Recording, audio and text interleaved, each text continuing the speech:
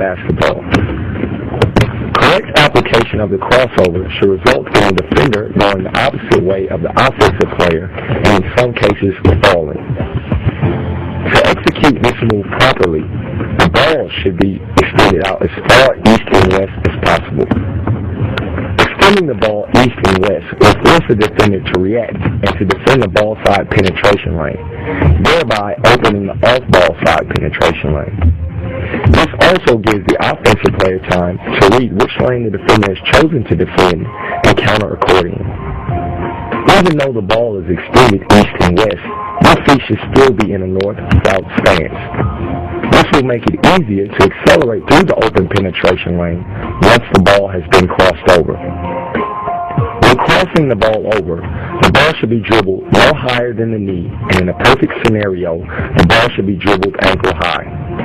Crossing the ball over this low makes it more difficult for the ball to be stolen.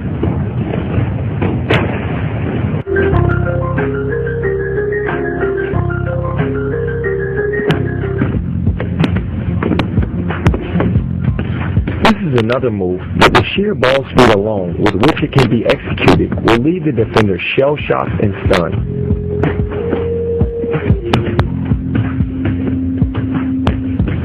Most likely, the defender will regain their senses right at the end of the crossover and will shift to guard against it late. The late shifts make the finishing around the back so devastating because as the defender is moving in one way, they should be moving the exact opposite, leaving no chance for recovery.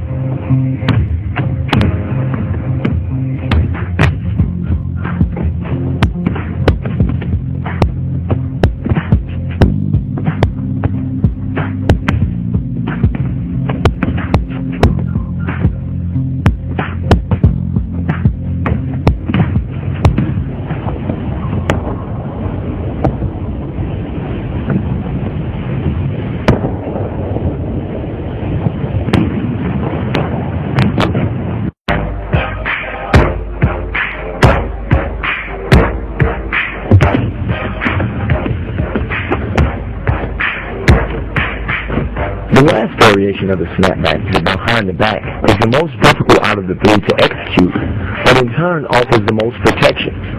The concept is the same, except the ball is dribbled behind the back and no access to the ball is given to the defender. The focal point of execution for this move is balance and footwork from snapping the ball behind your back.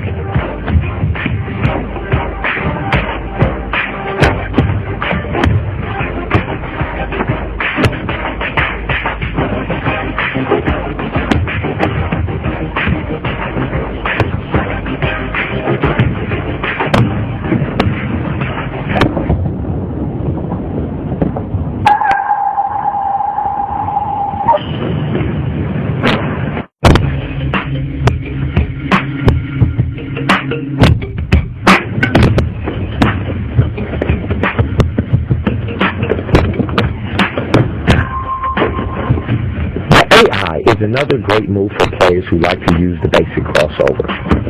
It can be broken down into three parts. The first part of this move is an exaggerated crossover, which is designed to shift the defender. As the offensive player, you're really not trying to attack the basket on the first crossover, but merely trying to get the defender off balance. The second part of this move is a series of dribbles that can be whatever suits you and your game. The purpose of these dribbles is to let the defender recover from the first initial crossover, setting them up for the finale. Once the defender has recovered and back in a defensive stance, it is time to finish them off. The last move in the AI should be an over-exaggerated basic crossover with the intention of really knocking your opponent out of the box.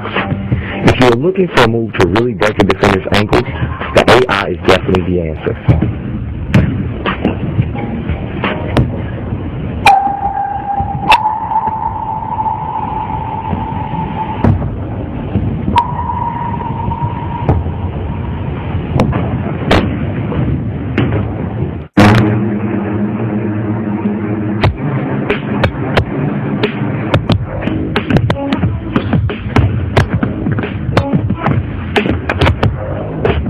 move is what we call shock and awe. It will shock the opponent and awe the crowd. The behind the back with the hezo into the behind the back is an extremely difficult move